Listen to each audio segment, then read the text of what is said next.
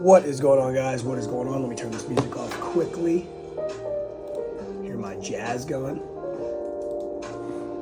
If I can get it.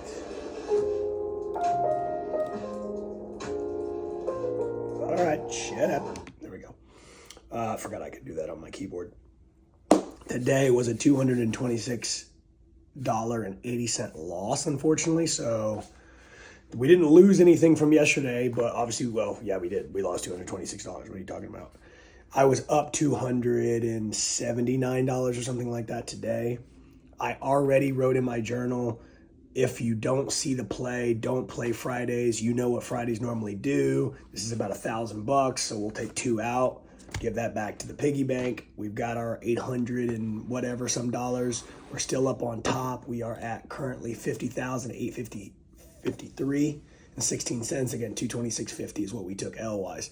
Let's talk about these really quickly. It's the morning. It's 10:47, so I'm able to knock this out. I'm going to be going into the gym here. We'll even jump into the word a little bit, just kind of knock it out a little bit earlier because I know I'll be running errands and stuff like that later today. Now this market wants to go up. But with that said, I want to explain to you why I'm proud of myself. I am, because this is even massive strides. And trust me, like you keep Top Step up long enough and it's like, well, are you so proud of yourself? Meaning like, I will give it back. You know what I mean? And it's like, I've got to be better than that. I've got to be more disciplined than that. And I'm like, oh, there's an opportunity. It's like, no, chill out, you know? And so let's go walk through all the trades today. I had them on Top Step. And, just as I've told you guys before, I just put it on my notes and just, I'll just read these right along. And then once we jump into TradeZilla and stuff, Monday we will, because again, I'm explaining it to you now, but this is like during market hours right now, right? You guys may be trading, whatever. You might not see this until tonight or later this afternoon. I just want to walk you through my thought process, right? In the morning, right off the gate, we had 8:30 news, I believe. I pulled up Forex Factory. Yeah, now I'm like drawing a blank. Yes, we had unemployment rate, non-farm employment change, and earnings. So, what happened right when we opened is we went down, grabbed lows, shot back up, grabbed highs. And then once we started to kind of find our legs around 10, so I waited. I said first ES short. If we pass this demand to the downside, I will be getting into shorts and take it to the 1 hour point of control. It's not using TPO. It's now, which is time price something. I don't think it's oscillator. TPO is, I just know it's a volume profile, you know what I'm saying, situation. So if you guys know, feel free to comment on it, but I know how to use it. I don't need to know what it's called. To the 1 hour POC and then point of control, it's now 10:03, not now, but when I was doing this, and the real market move should start to appear. Make sure you let the candles close. Don't be in a hurry. I got $219.40 of the move. It was a falling knife and was able to get into two contracts. The issue was I saw a demand that could have been respected and didn't want to put too much size in. If we get continuation, I will get back in. So the first drop, once we broke and really started a knife, and it's still going down, but now we're starting to get like a pullback of some sort, and it's 10:49. It freaking started to tank. Had I added 5 contracts, guys, I'd have been done for the day, 110%, because it went to 1 hour point of control. I'm realizing too, and this is stuff that I put in my journal, and I continue to, just make sure I know and kind of like articulate out loud. And so you guys know, so you can learn from my mistakes as well too, is like, know where your exit is. Know where your exit is. I cannot tell you the 2 trades that I lost consecutively, which is what we're going to get to in a second here. I didn't know where my exit was. Well, that's because if you just look at ES and go to the 4 hour chart or the 1 hour chart, and I'm not trading off of those, I'm obviously on the 1 minute, 5 minute, but it is just like, there's no intraday supply, there's no intraday demand. I don't know what I'm looking for besides that first move that I ended up making money on. I told myself, be done. Greed, right? Not so much fear of losing, but greed. I let those 2 20 tick stops get hit. I was going to exit early just to try to like preserve some capital. But I go, you have to be disciplined enough you put the trade on, right?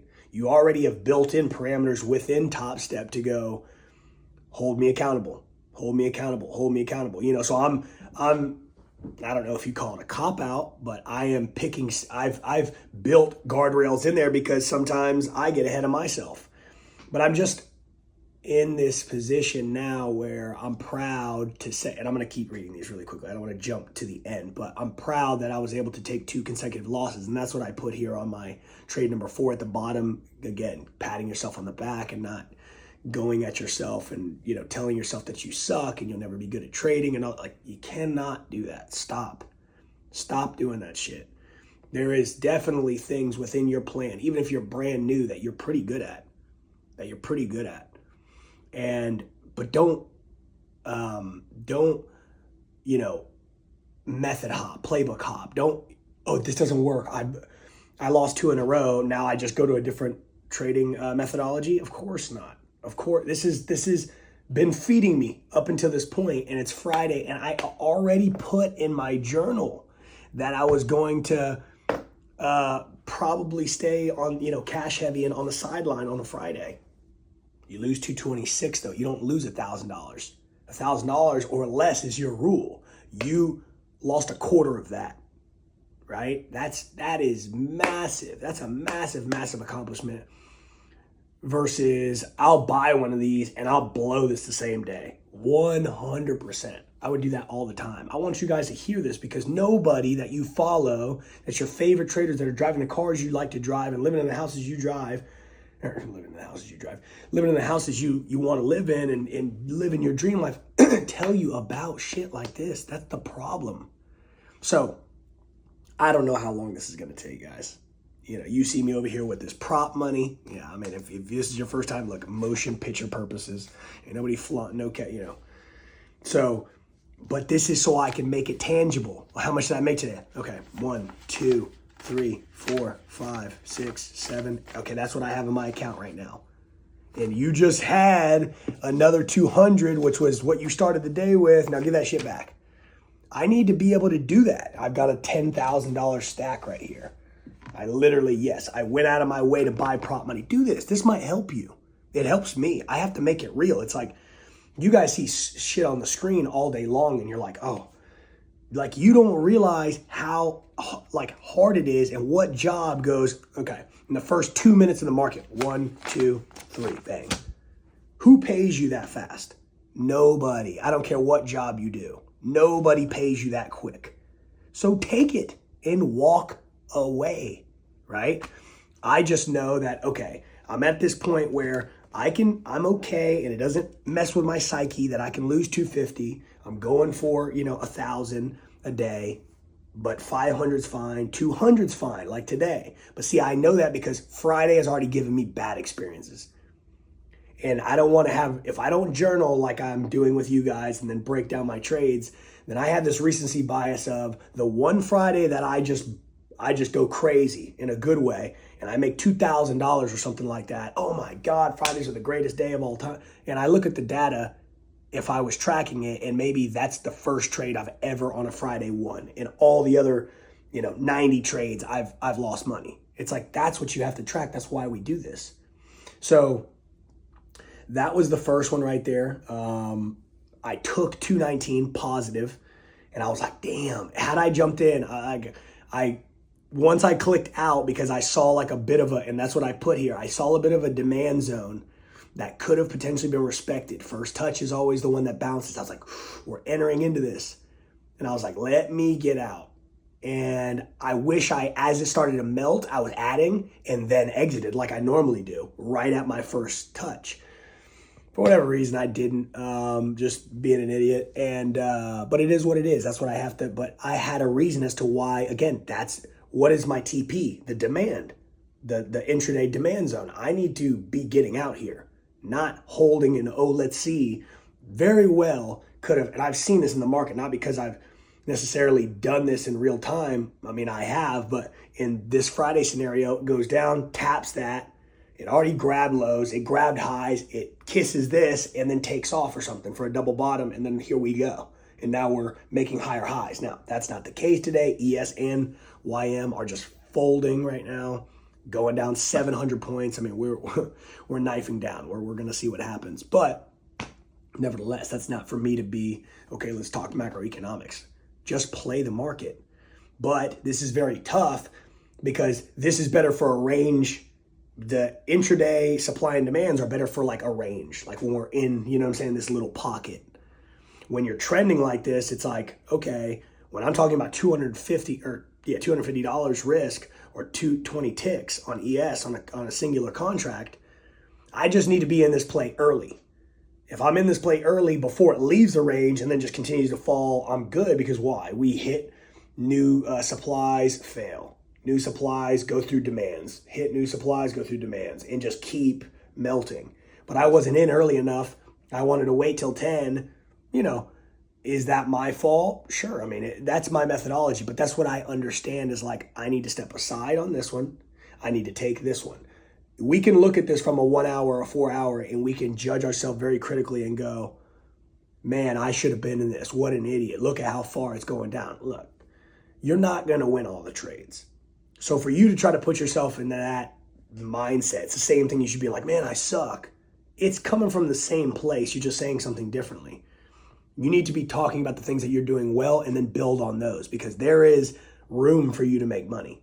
And I made money today, and I should have cut it, so I was in the positive. But I already knew I don't want to come in front of this. Anyways, I digress. Let's keep going. There's a potential buy opportunity. Supply is very high above these current levels at 55.54. We would take it. We would look to take it up to 53.85, but we will let it pass 53.63 and then look to take it if it presents itself. I saw, there was a little, possible tide, what I call, the tide could be changing soon. So meaning we got sellers coming in. We have, buyers that are above a supply. You see it close above a supply. It might still respect it and keep going down, but it might give you that first indication of like, okay, we're starting to shift, and maybe starting to come up now. There's no, what am I looking for? Like there's no evidence to show that that's what's happening. It's continuing to knife. I'm watching it right now as I'm reading this off. So, but it doesn't have to, it's not always, but it's something to keep an eye out for. Oh, okay. We didn't just kiss that zone and then shoot back down. It's like, wait a minute, we broke above. Like buyers are in control right now, and then sellers took it back. You know what I'm saying? So anyways, next 2 trades right here, or 3 trades, because I took 4, I want to say 3 or 4. Let's see here. I said trade 2 on ES short. I said there's hardly anything left to look at, as far as price action goes. So I'm entering on the short and actively trailing my stop on this falling knife. A vicious rebound play from an institution or hedge fund could take a huge profit from me. So we are waiting until we get a clear picture. So I ended up getting in those sells, right? Added a singular contract to be in 2. Took that. Now it's up 219. I ended up trading another one on an ES short. I want to say I made a little bit of money. It wasn't very much. I actually might have even, let's see. Yeah. Because the third trade is the one that I lost. And 3 and 4 I lost. Where is my 3 one? There it is. Wait, no, that's 1.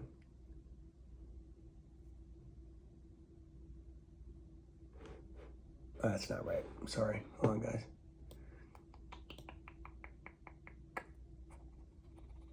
Okay, so maybe it was 3. I'm sorry. I jumped to 4. I thought, because I was adding or I was typing something else, I was like, okay, I must have done another one. Anyway, trade 3 on ES short, waited for a rejection off a supply, waited for the neckline break. So you got to imagine block, supply, rejection, waited for this candle to be closed under. Then I entered. I was like, I want double confirmation so I can at least make this money back that I lost. What does it do? Boom, I sell. 20 ticks is right here. Bang, smacked. So it is what it is. I said waited for the neckline, the last low, but once again, there's no structure, so it's easy to get whipsawed around for 20 ticks. When ES is so overextended, I said I took a total loss of 226.50. And that closes the day. Proud of myself for following my 2 losses in a row rule. I already feel my blood boiling and wanting to now compete with the markets. At that moment is when I would always blow my accounts. I said, Monday we will be back and ready to finish this trading combine and get funded.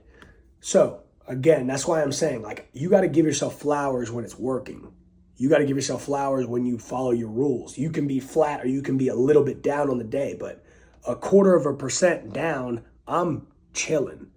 I don't want to be, oh my God, I'm down 1,000. Yeah, I kept it under 1,000. 1,000, guys, is like, it's funny because I've had to now kind of pull back the layers, and go, how do I feel about $1,000 loss? I don't like it. I mean, I can make it back, no problem, but it's like I'm pushing a little bit more aggressive than I want to. I want to see myself up $1,000 almost every day, but I don't need to have taken that kind of risk in order to get that kind of return. So I don't need a 1-to-1,000 for 1,000. That's ridiculous because you only get $1,000 on a 50K. And I'm just, I did a 50K because I realized that the value made more sense. For me to pay 149 for a 150K, yeah, I can throw on, the only difference is I get to throw on 10 to 15 contracts. What in God's green earth do I need to be throwing 15 contracts on for? And what kind of skill do I have where I'm like, cool. And if I'm running because I lose, $1,500 or $2,000 on that day, I think I blew my account or pretty close to blowing my account when I had to do that run just for breaking my rules that I had put on my whiteboard. What makes you think I can be sitting in a $3,000-$4,000 and it won't even let me? Now, on a 150K, you can go down, I think, what is it? I actually want to say the max is still like 2,500 or 2,000 in a day. It will cut you, and then you have another, 2,500 or whatever it is, or $3,000, I want to say, is your stop. And you have another like 1,500 or 2,500 to try to make it back up, get above your, your initial balance, and then keep rolling and get to your 9K profit target. So all I'm saying, guys, is like you've got to give yourself that chance. 50K, it's only 1,000. So I can't go 1-to-1. Okay, 1,000 for 1,000. Well, I have to be right. I got one bullet in the chamber, so to speak.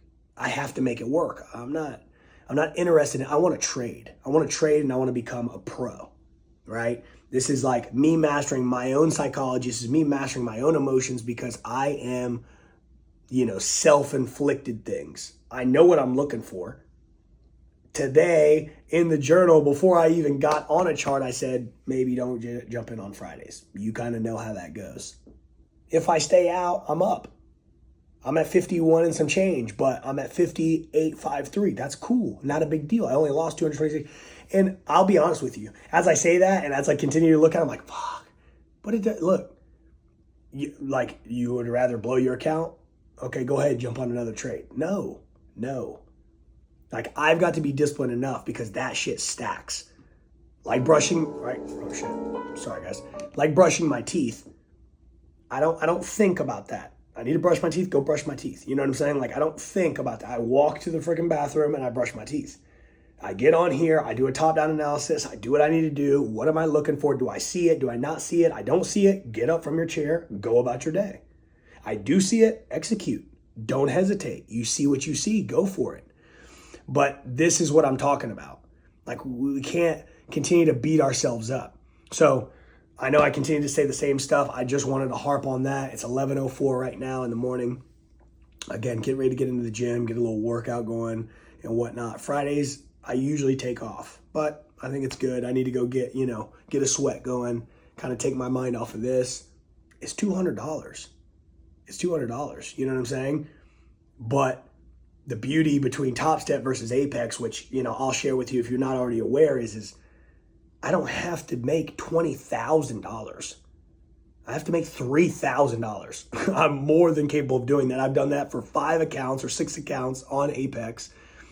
They are group traded, granted. So if you just want to count that as one big account, okay, fine. I still have to make $20,000.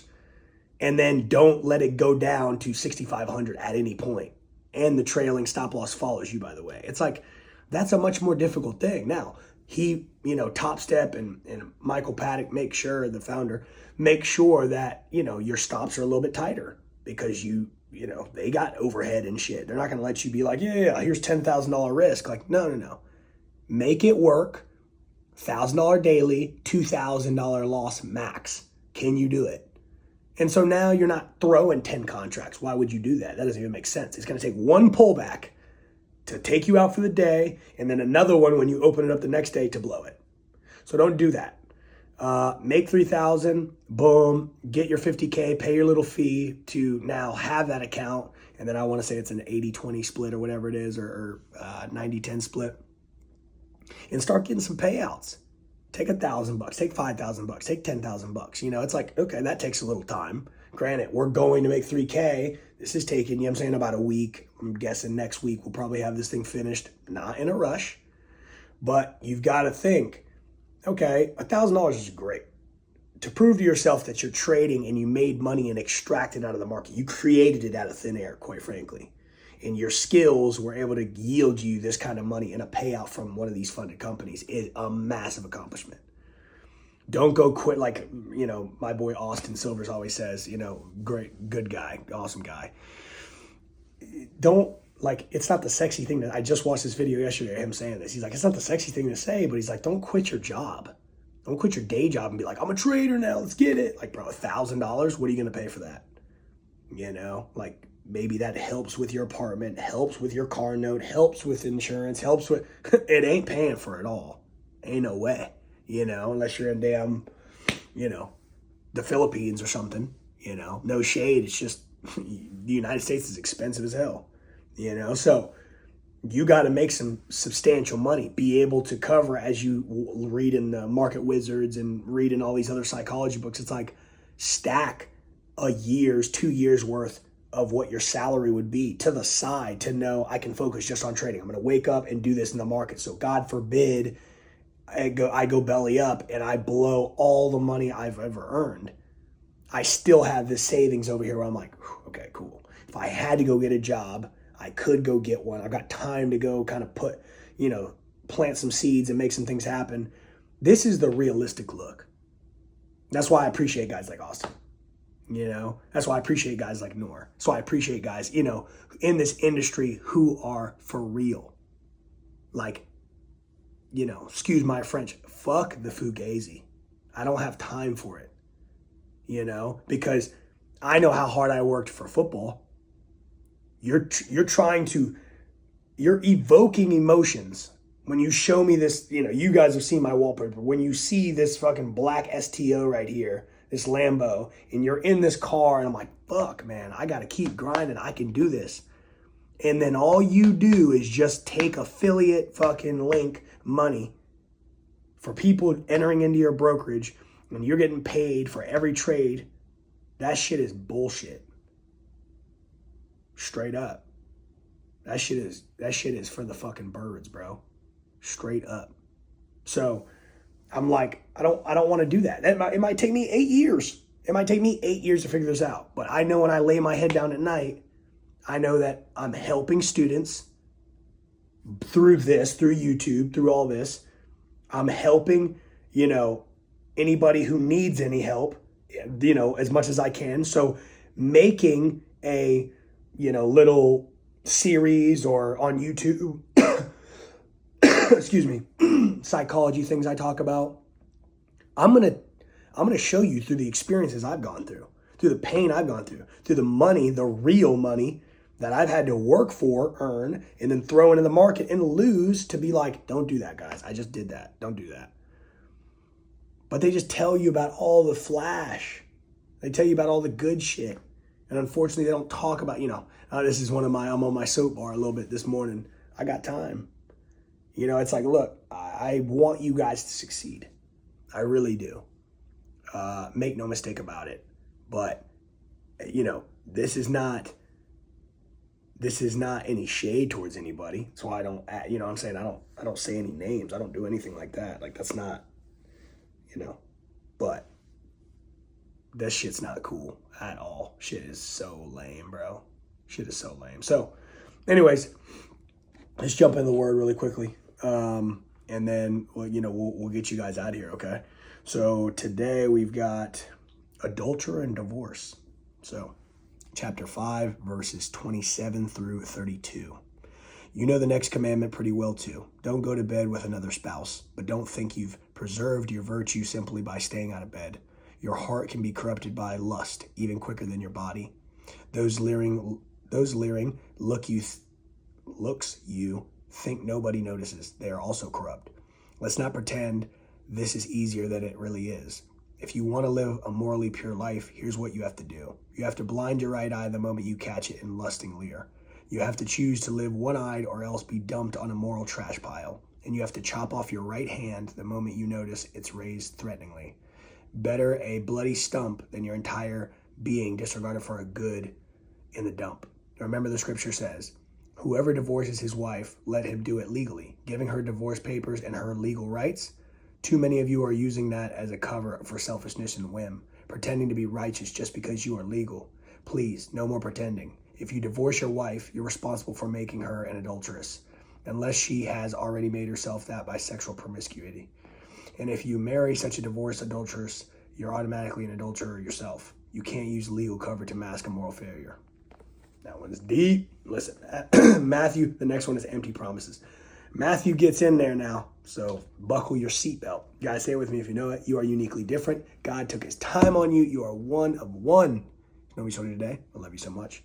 Peace.